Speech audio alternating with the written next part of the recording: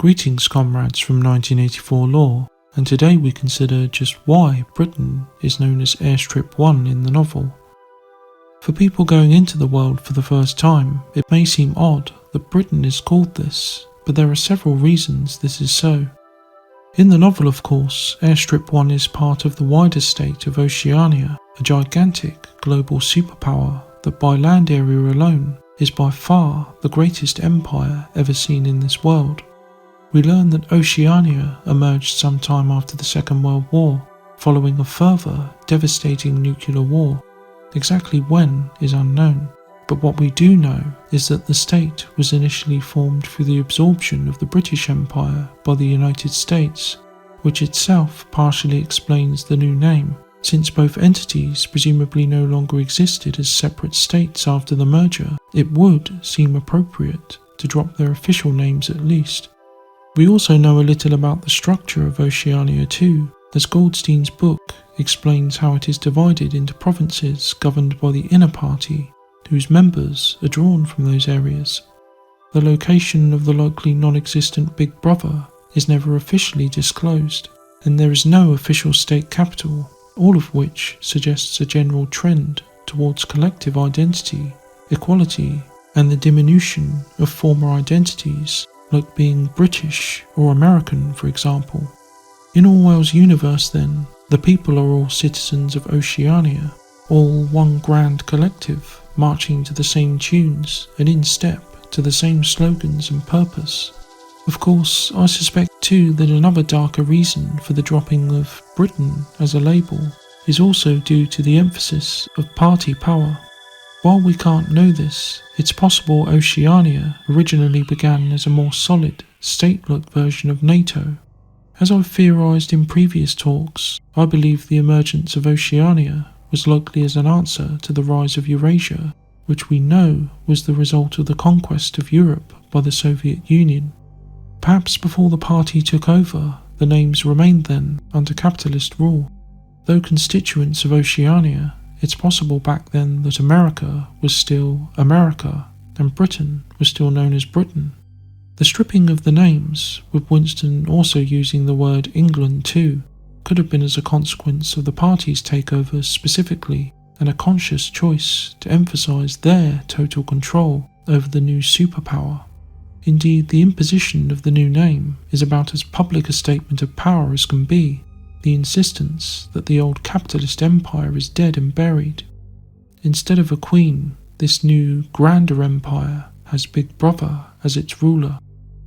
Well, okay, you might be thinking, but so far we've only explained the loss of the name Britain, but why is the place known as Airstrip 1 specifically? Well, I believe it's likely down to historical and strategic reasons, both fictional and real world.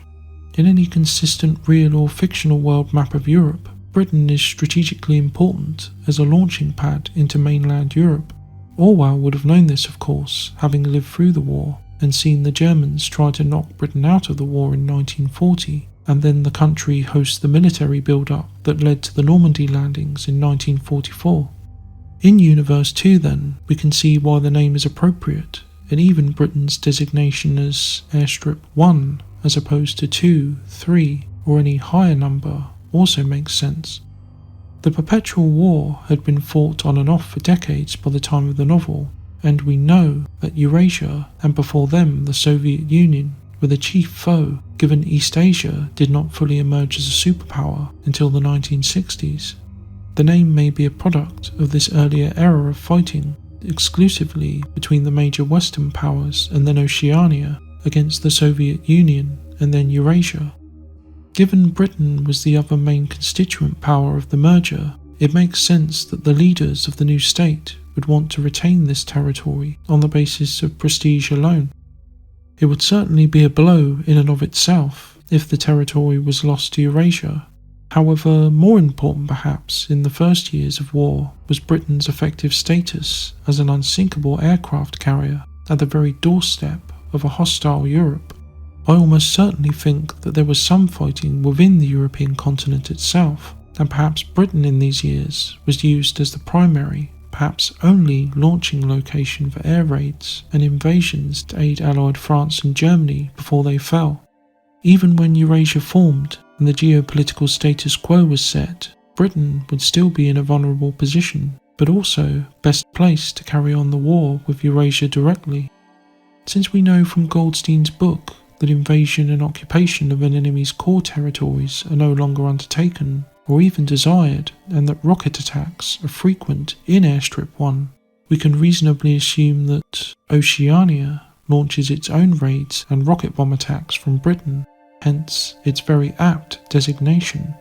With all that said though, the designation also suggests that other places may have the same title. Interestingly, this seems to have taken root in the fanbase, as some maps do label other regions with the Airstrip title. I've seen Ireland, for example, as Airstrip 2, which makes some sense given the island's own close proximity to the action. Could other areas have their own numbers too? I'm inclined to believe that they do, given the whole indication before of at least a formal insistence on the equality of provinces. We can imagine then that places closer to the war zones would have correspondingly higher numbers as their designation as part of their labels. Perhaps South Africa, given its proximity to the fighting with Eurasia on the African front, which we know can settle around the Congo Basin at times, maybe Airstrip 2 or 3, given this territory will likely be heavily militarised and used for launching aerial attacks northwards.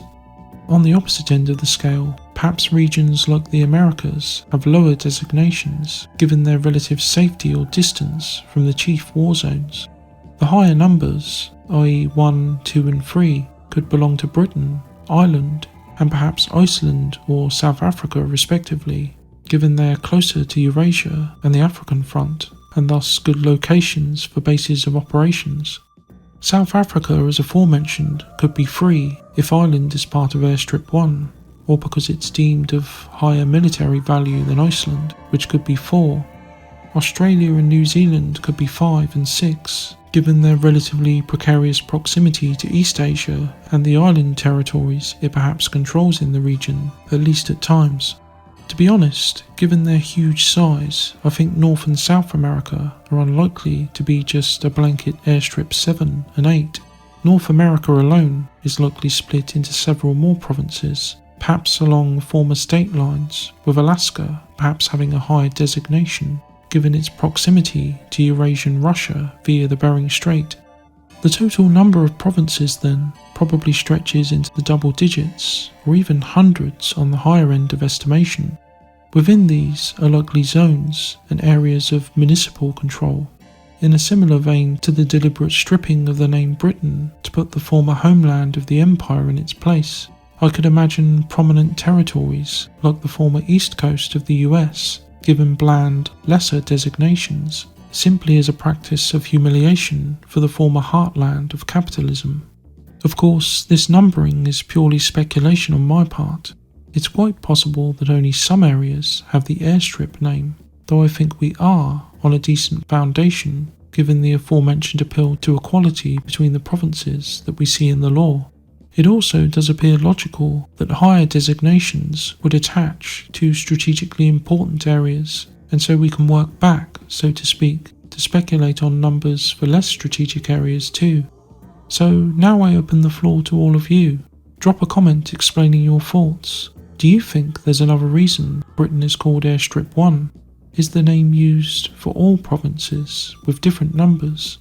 While you're here, you may also be interested to learn that 1984 Law also has exclusive membership content available, covering a wide range of subjects. You can also access new regular content a week earlier by signing up, so check that out, linked in the description or pinned comment below.